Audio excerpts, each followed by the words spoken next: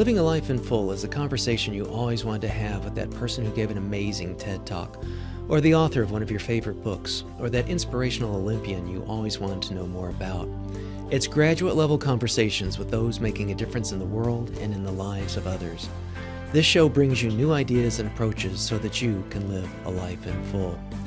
I'm your host, Dr. Chris Stout, and I hope you enjoy this episode.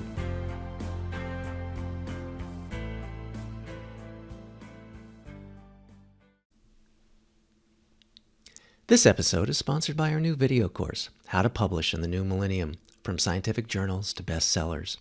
It's an asynchronous course offering, so you can watch it when it's convenient for your schedule.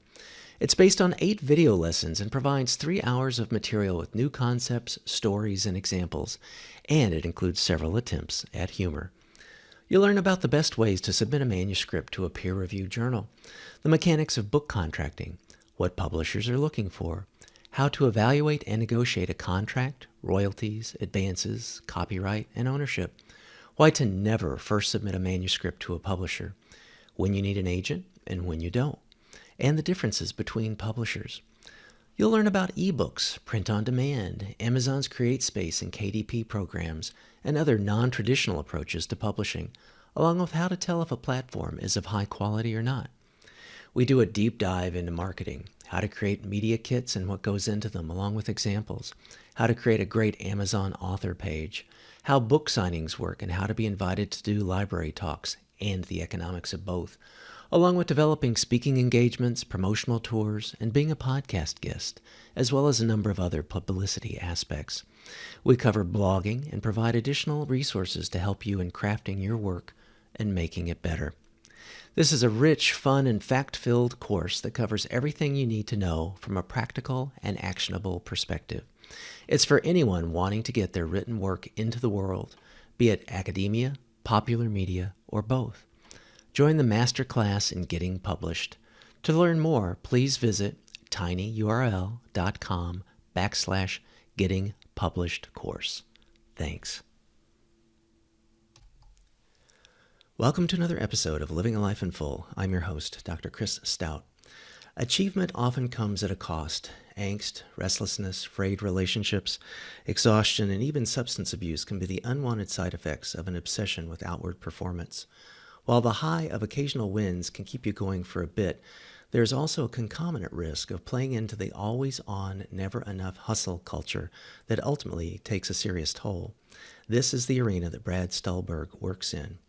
Brad is an internationally known expert on human performance, well-being, and sustainable success. He holds a master's degree in public health from the University of Michigan. He is the co-author of the best-selling Peak Performance and The Passion Paradox, and his work has appeared in the New York Times, Wall Street Journal, Los Angeles Times, Wired, Forbes, Outside Magazine, and more. With Steve Magnus, Brad co-founded The Growth Equation, a multimedia platform dedicated to the art and science of success. In his performance coaching practice, he works with executives, entrepreneurs, and physicians, and he regularly speaks to large organizations on these topics as well. Today, we'll be discussing his most recent book, The Practice of Groundedness, a transformative path to success that feeds, not crushes, your soul. Welcome to the show, Brad. Hey, Chris, it's great to be here. Awesome.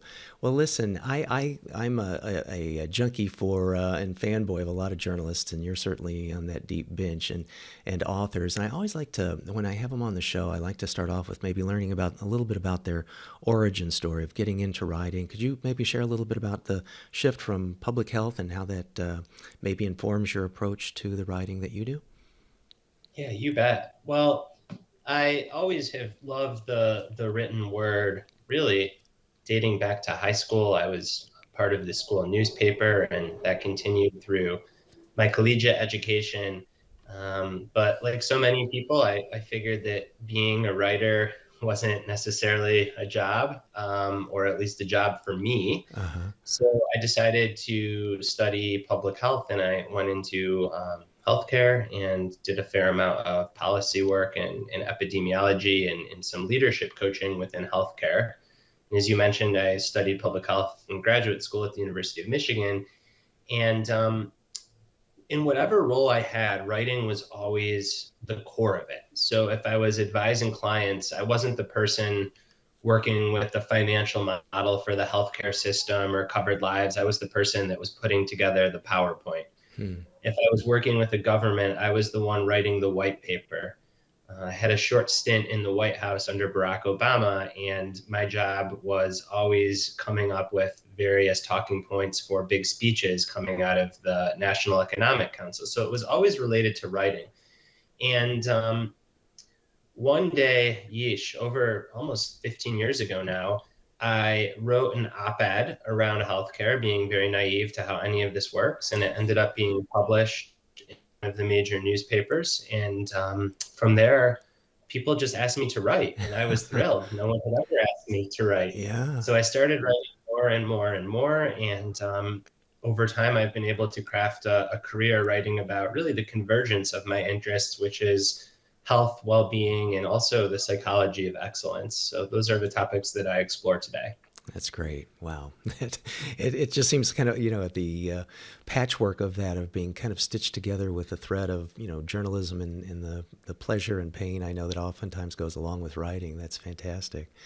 So I want to dig into groundedness, but before we do, I have to kind of tee this up with what some others have said about it. So David Epstein, New York Times bestselling author of Range, said, Brad Stulberg has become the writer I turn to for examinations of success. The practice of groundedness is a perfect extension of what Brad has been building for years. It follows him from his essays and previous books, but is more ambitious, far-reaching, and impactful. Ryan Holiday said, Brad Stulberg is one of my favorite writers about performance and success in all of its forms. Brad's work gets to the heart of the matter. Cal Newport said, the practice of groundedness is a crucial alternative to the large audience of those exhausted by the soulless exhortations to crush it, and instead are looking for a deeper approach to building a successful life. And recently, Brad, I just have to do a shout out with this too. Not so much from a journalistic perspective per se, from the folks like Ryan and Cal, et cetera, but you had what you aptly called a pinch me moment when basically the greatest marathoner of all time, Eliud Kipchoge, who's also known not only as a great runner, but a deep, deep thinker, was asked if he was reading anything for motivation or kind of, where his head was at prior to, setting the latest world record at Berlin. And he said, I was reading The Practice of Groundedness. It molds you as a human being. So tell us what that was like, and let's start to get into the book. Oh my gosh, that really was a pinch me moment. Talk about You can, a career high. I've long been a fan of Eliud Kipchoge, and someone sent me that and said, "You're not going to believe this," and I didn't. I yeah, had, yeah, come on, man. it's so funny. He's just such an exemplary person that really embodies the kind of excellence that the book is all about. So I am not surprised that he loved it, but I'm deeply surprised that it somehow made its way to him in Kenya, and that it was a part of his preparation for the Berlin Marathon. Maybe 5 months ago, it's a game that I like to play with my wife because there's a lot of like seriousness around a book launch, and I try to keep it fun. Mm-hmm. So the game is always, if random people could stumble upon your book, who would they be? And Eliud Kipchoge was in my list of the top 5 people that I put together 5 months ago. So Oh man, after Michelle Obama, but pretty dang close. that's so good. So was groundedness kind of like a progression from peak performance in the passion paradox, or what was the spur to get groundedness out? Yeah, I'd say it was a reverse progression. So I love mountains. There's a mountain on the cover of the book. I think they're beautiful, and I also think that they're beautiful in a literary sense because there's so many metaphors that can be born out of them. And I like to think of peak performance, my first book, is really what to do when you're at the peak of the mountain and everything is clicking. And this book is really about the foundation, the base of the mountain. And if there's not a solid foundation, if there's not a solid base, it doesn't matter what's happening on the peak. The mountain's not going to stand strong and tall over time, and particularly during rough periods of weather. And we're very much the same, whether as individuals or organizations. There's such a temptation to get focused on the bright and shiny objects and on what happens at the peak of the mountain. And at times we can actually neglect our foundation. And when everything is going well, that's not always problematic. But when things are challenging, that becomes really problematic, because if we haven't been tending to the foundation, it's not just a switch that you can flip and have it come back. Right. So groundedness is really about just that, the ground, the foundation from which any kind of sustainable success, excellence, mastery can ensue. I really like that. You also, somewhere in my research, I found that you said you almost entitled it "Good Enough." Is that correct? Why the shift, and where did "Good Enough" come from? Yeah, so good enough came in, and it's a part of the book for sure. So good enough came from the mid 20th century psychoanalyst and philosopher D.W. Winnicott. And he proposed that the best kind of parent is not the helicopter parent that's constantly intervening and trying to correct every misstep of their child. It's also not the negligent parent that turns away and lets their child do whatever the child wants to do. But the best kind of parent, according to Winnicott's model, is what he called the good enough parent. And the good enough parent, their job is to create a holding space for the child to unfold. And as a parent, when I first read that, that struck me as just so beautiful, and has really become the parenting philosophy that me and my wife try to live by. But I started to think that philosophy can apply far beyond parenting. Imagine if we took that to all of the big projects in our lives and even our own unfolding. So instead of trying to always fix things and problem solve and immediately come in like the helicopter parent, what if we were good enough? What if we gave things a little bit more time and space to unfold? And again, this doesn't mean being negligent. Far from it. It doesn't mean not caring. It means releasing from the heavy weight of perfectionism and obsession in favor of good enough. And what the research shows so unequivocally is that even if you are concerned with being great, the best way to be great is to be good enough over and over and over again. And then suddenly one day you wake up and you're great. So it was a competing title and it was a competing framework for the book. Ultimately, I found the imagery of the mountain was more powerful and resonant.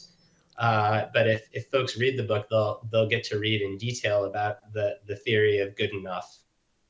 That's great. Yeah, and I remember that back from my early days in graduate school too, and taking a look at that. And I agree, it really resonates in so many areas. And I don't know if we've been successful with it with our kids, but that's certainly kind of I don't know, a totem that I think my wife and I have kept. So one of the other things I like a lot about your book is that you integrate case studies. You've got like modern science and paralleling those kinds of things. You got Buddhism and Stoicism and Christianity and Taoism and whatnot. So what's your writing process for like doing that kind of research and making sense out of such seemingly, diverse data sets, but having such a good synthesis of it to come out in the book? Well, I like to think of getting to truth with a capital T. And what I mean by that is particularly in the softer sciences, so not human biology where you can run experiments in labs and look at cells under a microscope, but in the messiness of the world, it can be hard to get to principles that we have confidence in that are going to hold for most people in most situations. Mm-hmm. So I try to take an approach of a three-legged stool. And the first leg is modern empirical science. So what does the research say? What do studies say? Ideally, what do studies of studies, meta-analyses say? Big data sets. The second leg of that stool is ancient wisdom and history. So what patterns and themes have been true over time? 100 years ago, 200 years ago, even millennia ago? What traditions are pointing to similar things? And then the third leg of that stool is day-to-day practice. So it can't just hold true in the undergraduate psychology lab. It can't just hold true in an ancient wisdom text or in a history book. But when I actually go out as a writer and report and talk to people that are living in today's world, what practices are they using? What's working for them? What's not? And in order for anything to make it into this book, it had to have all three legs of those stools. So it had to be supported by empirical modern science, by ancient wisdom and history, and also by daily practice. And that really gave me confidence that the principles that I champion in the book, like I said, that they're going to be true with a capital T. And what I mean by that is applicable for most people in most situations. Are there exceptions? Yes. But I do believe that the principles of groundedness are quite universal. I really like that. I think it maybe gets back to Cal Newport's point too, that he said that it's like you see so many things, there's so many eye candy clickbaity kinds of things about the hacks and speeding things up and all that, and there's just sort of like the taking a breath and the solidifying aspect of groundedness, as a metaphor and as this kind of counterbalance to those things, I think is so important. You also in the book have six principles of groundedness that you've developed, I presume predicated on these, the truth aspect. So could you maybe step us through those real quick, or a highlight reel of what those six are and how they might play out in someone's life? Yeah. So the first is this notion of accepting where you are to get where you want to go. And this is all about learning to see your situation clearly, whether you like your situation or not. Hmm. One of the biggest pitfalls in individual life and organizational life, even for entire societies reckoning with big problems, is they don't want to face the reality of what's happening. So they put on the rose tinted glasses, Mm-hmm. and they might feel better in the short term, but as a result, they don't work on the thing that actually needs to be worked on. And in the long term, they suffer many false starts. So, this first principle is to accept where you are to get where you want to go. You have to see clearly and accept where you are. It doesn't mean you have to like it, but you have to accept it. And then again, with my psychology hat on, that's very therapeutic. That's acceptance and commitment therapy, CBT. I mean, those are, not necessarily foundational, but those are certainly components of that kind of aspect. So I totally get that. Yeah, there's a beautiful quote from Carl Rogers, which is that it's only when I accept myself that I can begin to change. And I think that there's this paradox that the key to improvement is actually acceptance. Hmm. So a lot of people think that if you want to get better and improve, you have to be really unhappy with yourself and you have to be frustrated and this and that. But actually, you have a much better chance of sustainably improving if you accept yourself, because then any improvement is coming from a place of wholeness and confidence, not insecurity and fear. That's great. So Oh my gosh. acceptance isn't separate from improvement, it's part and parcel of it. Beautiful. The, the second principle is owning your energy and attention. So in today's world, there have been many academic papers and many books just about how insidious distractions are and constant novelty and stimulation.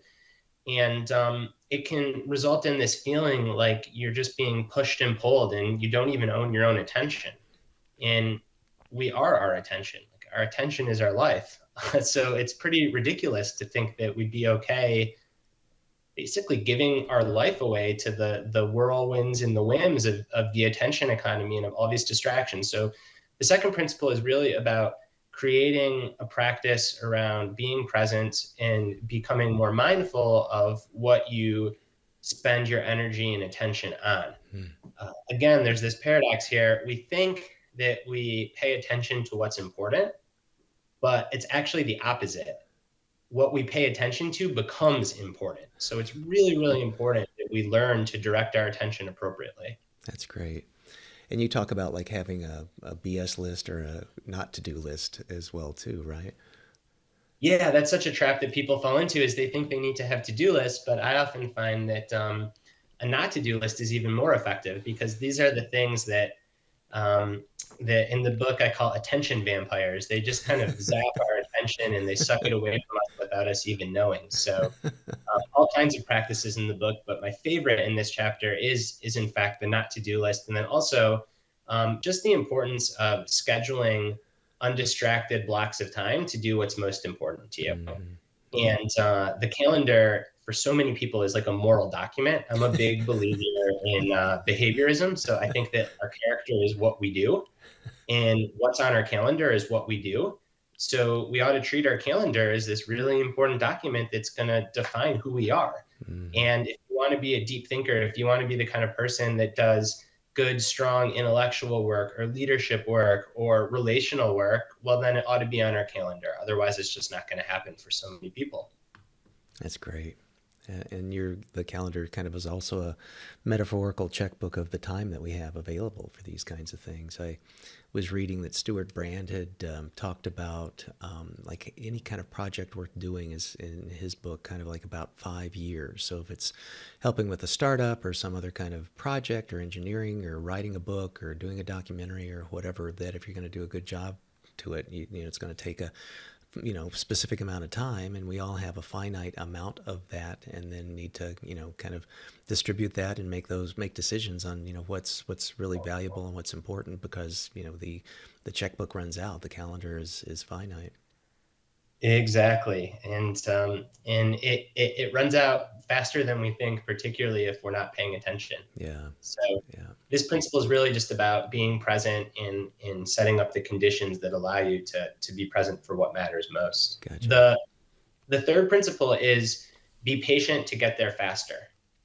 And again, you can probably tell there's a theme emerging, which is I think that a lot of these truths are found in paradox, but we think that if we rush, then we'll attain our goals and happiness and contentment and all these things by checking marks off of our bucket list and attaining various accomplishments. But what ends up happening is we get sucked into this cycle of just running from one thing to the next. And it's a very unsettling feeling for a lot of people. Mm-hmm. And not only does it not feel good, but if we look at the empirical research on progress, what it finds is that the best route to a quote unquote overnight breakthrough is actually to go very slowly and consistently. And the Instagram worthy or the LinkedIn all-nighter at the startup office, is there a time and place for those? Yes, perhaps, but that should be the exception, not the rule. And the things that look heroic tend to be the things that lead to burnout. Whereas the anti-hero path of just pounding the stone a little bit more every day, that's what's going to give us the chance at having the biggest gains. There's a study in this chapter that I cite that was published by researchers at MIT, and they looked at when people in different fields have what they call hot streaks in their careers. So these are periods when everything is clicking, when folks are feeling really good and producing their best work. And they looked at researchers and intellectuals, they looked at creative and artists, and then they also looked at entrepreneurs and business people. So an enormous sample, over 200,000 people in this study. Wow. And what they found is that the hot streaks, regardless of the field, they all had one thing in common. And that one thing was they followed a period where there was little to no observable progress being made. So if that's not an endorsement of the need to be patient with the pursuits that matter to us, I don't know what is. The most profound example that has occurred since the book came out is the creation of mRNA vaccines. So if you look at how they've been covered in the media, they've been covered as a breakthrough or a scientific miracle, the likes of which we've never seen. What people don't know is that the primary researcher behind the mRNA technology, a woman named Katalin Kariko, she's been working on this for over 50 years. Wow. 50. Wow. So imagine if she would have quit. Yeah. Who knows where we'd be right now? But the point is that what the media and what the culture sees as a breakthrough was hardly a breakthrough at all. It was 50 years in the making. Yeah. And we see this with great athletes. We see this with startup companies, that it just appears as if they emerge out of nowhere, when in fact there have been tons and tons of failures and false starts and trials and tribulations before the success. Yeah. So we might live in a quick fix culture, but the key to sustainable success, where you feel good and do good, is actually slowing things down, being patient. And is that a component then of your process mindset that you talk about? Yeah, the process mindset, exactly. So okay. In a nutshell, my sense is many of your listeners are probably familiar with this topic just based on the things that interest you and your prior guests, so I'll gloss over it. Basically, we think, or there's a common misconception, that we'll be happy and fulfilled when we achieve our goals. But what the research shows is that happiness and fulfillment doesn't come from achievement. Achievement is fleeting, it's ephemeral. We feel good for a day or two. Happiness and fulfillment come from enjoying the actual work that leads up to accomplishing those goals. So happiness and fulfillment are in the process of pursuing goals, not in their accomplishment. So what does this mean? It means that it's a really bad idea to go after goals that you don't think you're going to enjoy working toward. Even if you think that that goal is going to make you somehow a complete, full, validated human being. It's a fool's errand. We know that accomplishing goals is not what leads to happiness. What leads to happiness is working on those goals in a way that feels meaningful, and ideally with other people, a community of people. So the way that I like to think about goal setting is that, yes, we should set big goals, but we should select those goals based on the processes that we'll follow to take them. Because that's where we spend the vast majority of our life is in the process. You're only on the medal stand for a minute or two, but you're preparing for the Olympics for 4 years. That's great. You're only in the NASDAQ ringing the IPO bell for 30 seconds, but the work of building a company can be a lifetime. The book published, launch week, it's a week, right? How long does it take to write a book? Years. Yeah. So again, we get so focused on the end goal instead of the process where the majority of our life is lived. That's great. Okay. Number 4? Yeah, number 4 is this notion of embracing vulnerability to build genuine strength and confidence. So Brene Brown, the researcher from the University of Houston, has done so much work linking authenticity and vulnerability to building trust and connection with other people. What groundedness adds to that conversation is that the more vulnerable we can be with ourselves, the more also that we come to trust ourselves.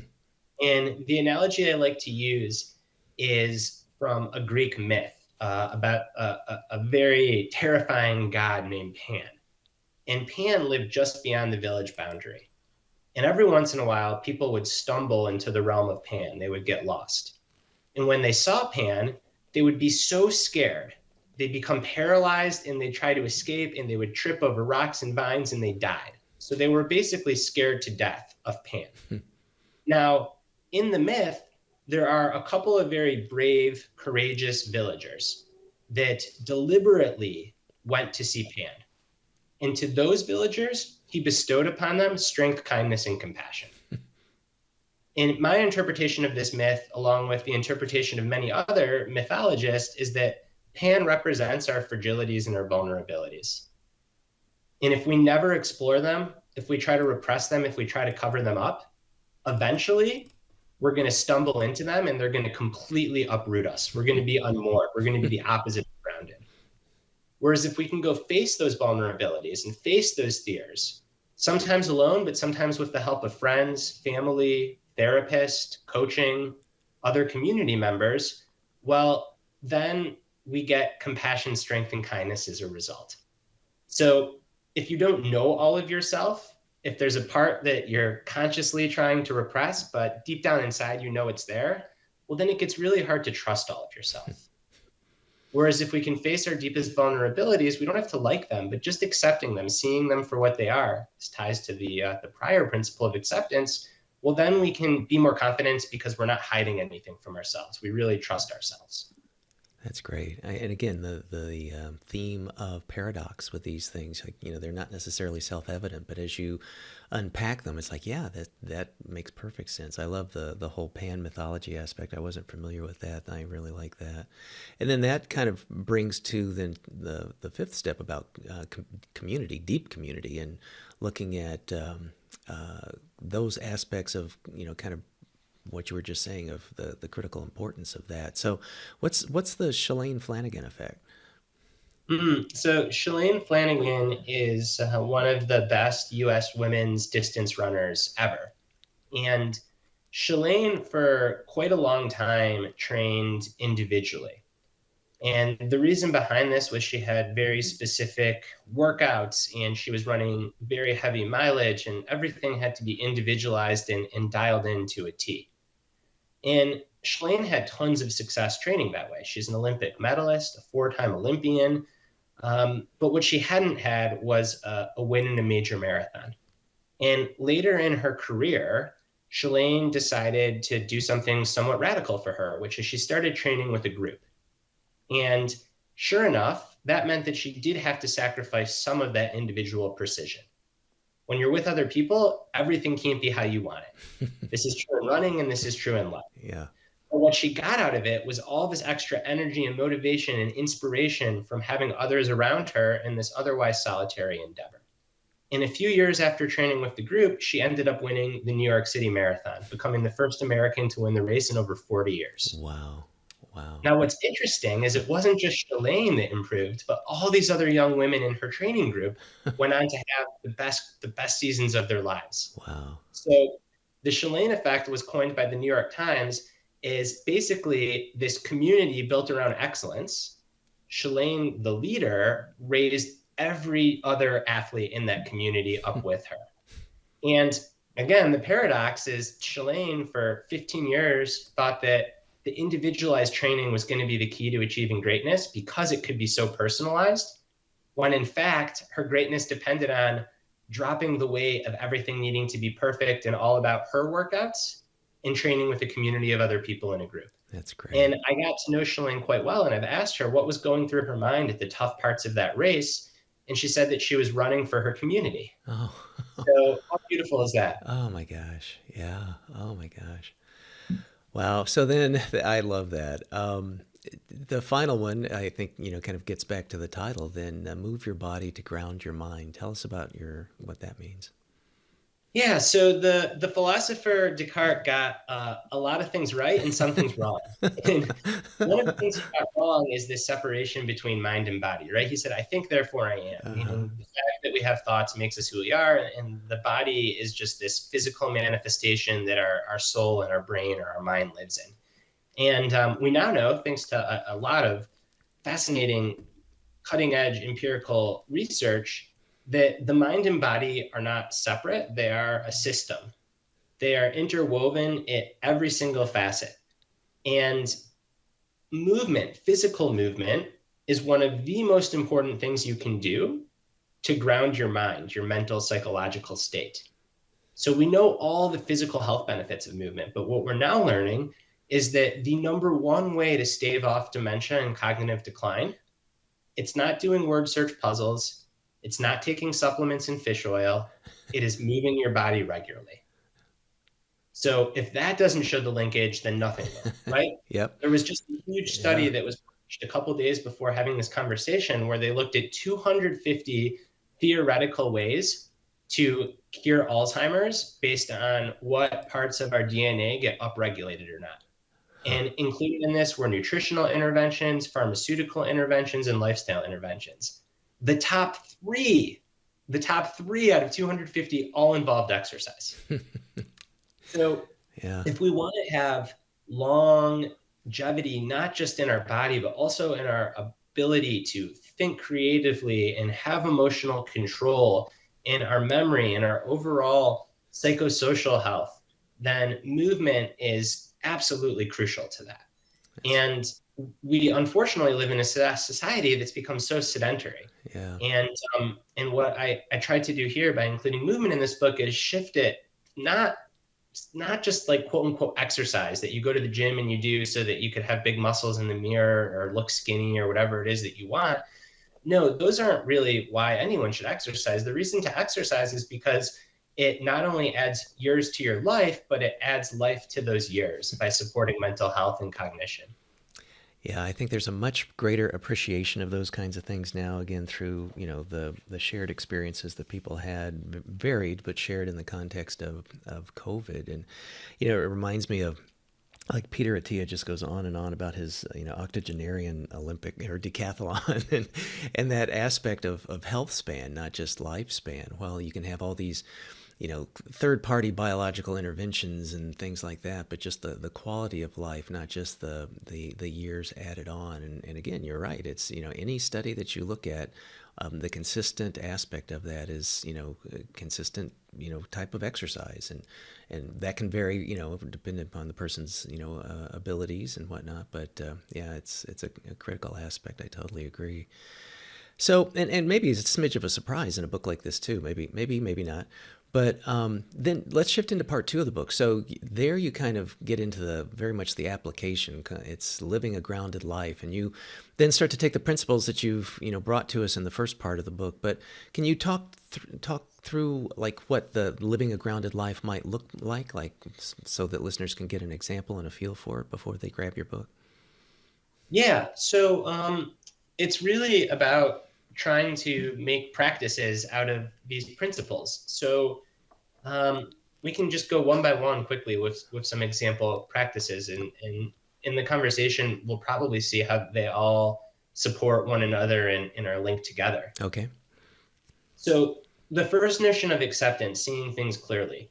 One way to practice acceptance is that when you find yourself tensing up at a situation or resisting a situation, or you're just confronted with a challenging decision that feels quite ambiguous, you can step back and imagine that a close friend is in the exact same situation as you.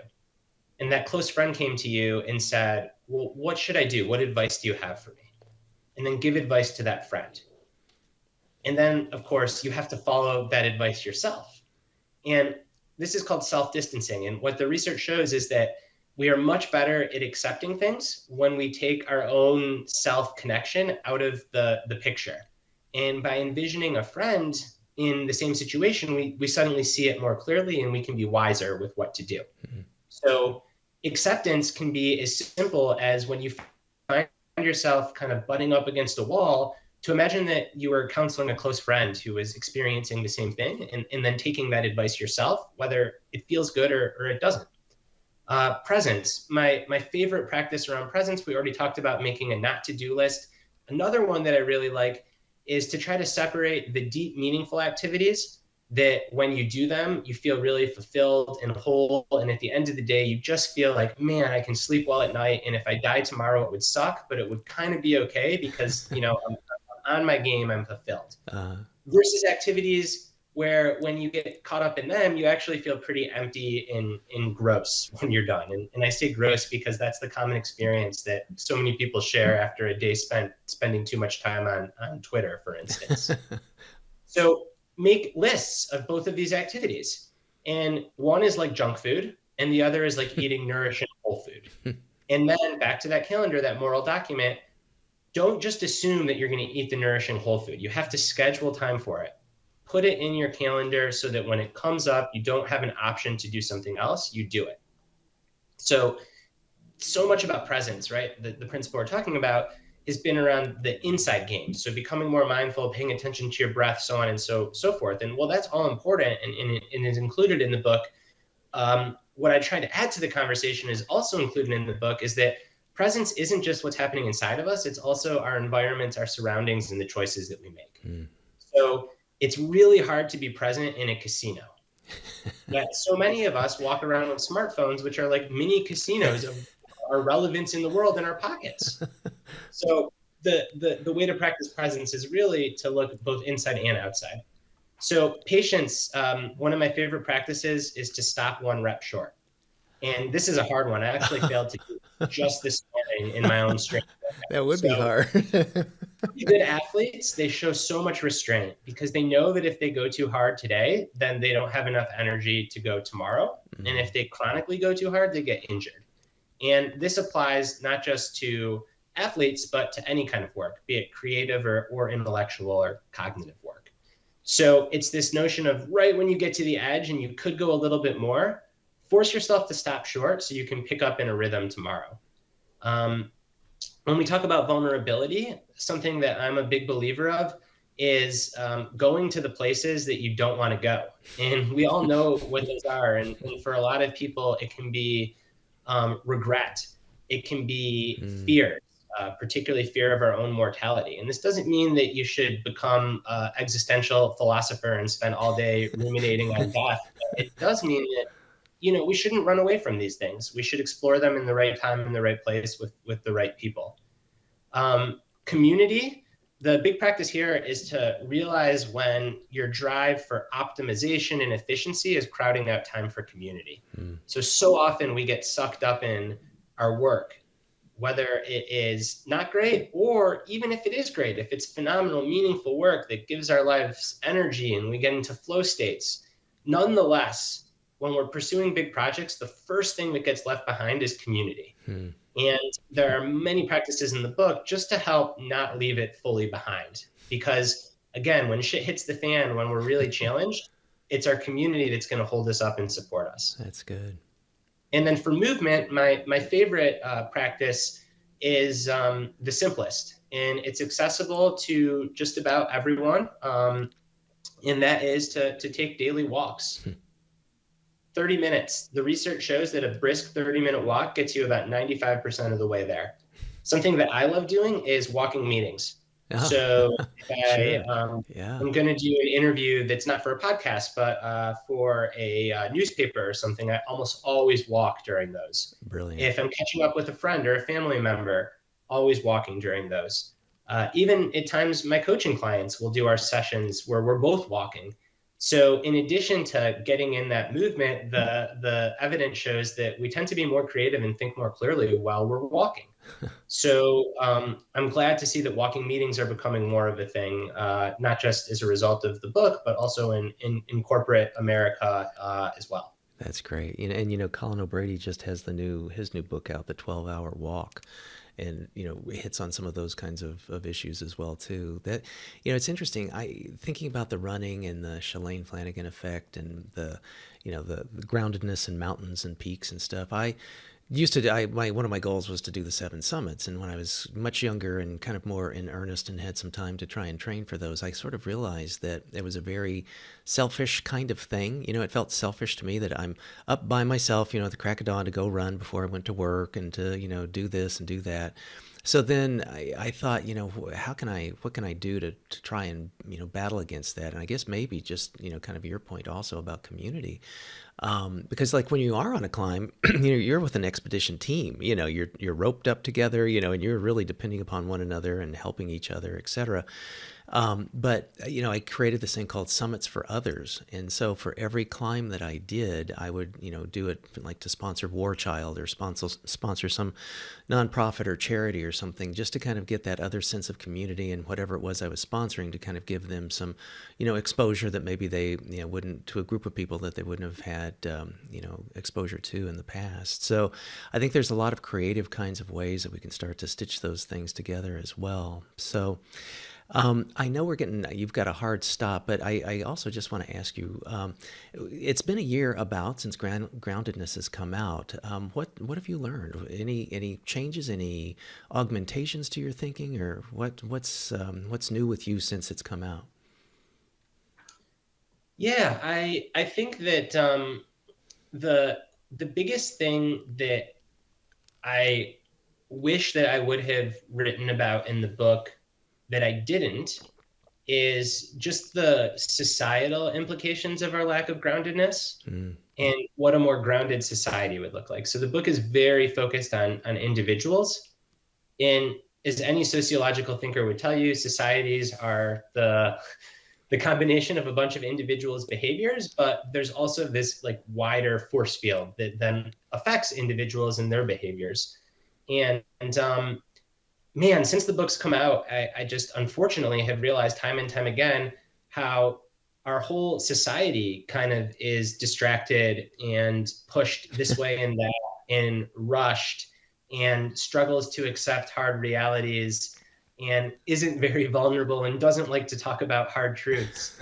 And I think that while groundedness probably has to start as an individual thing, I think that I wish that I would have taken a big swing and said, hey, here are some potential policy ideas for how to have a more grounded society. Wow. And maybe I'll do that in the future. I've taken a stab at it in a couple of blog posts and whatnot.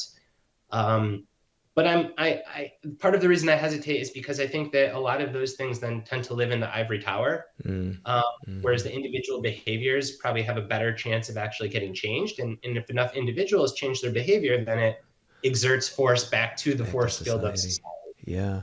Well, I read your piece in the Wall Street Journal last November, I guess, about the principles for a better post-pandemic you. And and those might be, similar kinds of things. If people take a look at the work that you guys do, just also tip of the hat. I'm a big fan of not only your writing, but also the things that you provide in your blog and the growth equation. We'll put those links and whatnot in the show notes. But in those aspects, I mean, what do you see as best you can predict, of people listening, of taking these principles? Where are the challenges that are going to be the pushbacks for them? Is it just vary by individual? Some things may come a little easier than others, or have you, from people that have read your book and that you've had deeper discussions about it, what kinds of things have people come back with that say, hey, I need a little help with this, or maybe it comes up in the growth equation work that you do there?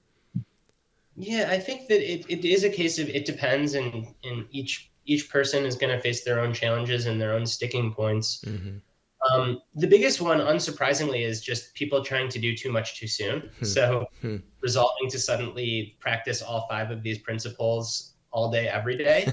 And that kind of goes against the ethos of groundedness. Another paradox, Brad. So trying to be the most grounded person ever is probably not the way to go. So, I'd advise that you should shoot for about 60%. And if I can have 60% success on the things in this book over the course of a month, then that's a really good month, and I tend to feel better. That's good. If I even try to do 100%, I don't feel so good, because then I'm obsessing and I'm taking perfection to something that inherently says that you don't want to be striving for perfection all the time. Yeah.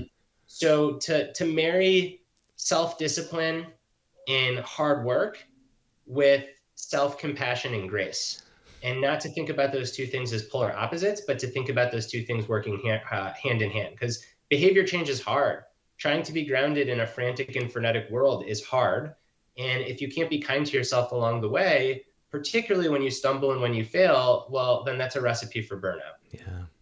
Here. I just saw, too, it's been kind of hitting the news wires about the Surgeon General looking at toxic workplaces and the negative impact that has on people's mental health. And it's sort of like, I was thinking for you with public health, what a voice to bring and light to shine into those kinds of areas. Like here, and me as a psychologist, that's fantastic to see that kind of acceptance and exposure. And hey, let's, roll up our sleeves and take a look at doing it. Maybe by virtue of having more groundedness, not just in our lives of our personal lives, but our work lives and our creative lives, etc., I think can make a big step in that direction. I hope so. So listen, Brad, thanks so much for being on the show. I've so looked forward to this. I very much enjoy, again, a big fan, and shout out to the Growth Equation and your work and your writing. For listeners that want to learn more, get your books, get onto your newsletter, listen to your podcast, to connect with you, what are some of the best ways to do that? We'll put that in the show notes. Thanks. Well, I think the best way is if you have the inclination and the interest to pick up a copy of the book and read The Practice of Groundedness, and if you prefer audio to listen to the book, it really is the place, as Dave so kindly said, where all my work has built up to thus far. And then for more of the day-to-day kind of tips and tricks and insights, I tend to be somewhat active on Twitter, where I'm at @Stulberg, and then my LinkedIn is just my name, @Brad Stulberg. Okay, great. We will get those in the show notes. Well, again, Brad, thank you so much. Again, just so much look forward to seeing the Growth Equation and your name in my inbox and stuff. I get so much from that, and really encourage people that are listening to this episode to get involved as well, too. They will not be disappointed. You do great work, my friend. Thank you so much. Thank you. I really appreciate it, Doc.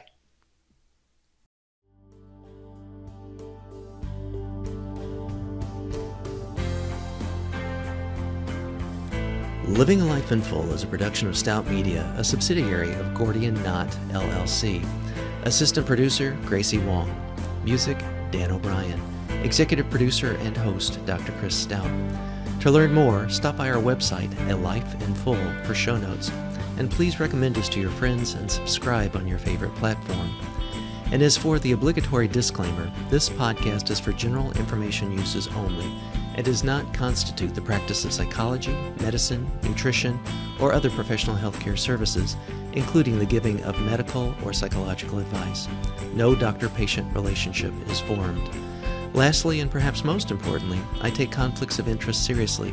For all of my disclosures as well as show notes, please see livingalifeinfull.org/podcast and my LinkedIn profile. Thanks, and until next time.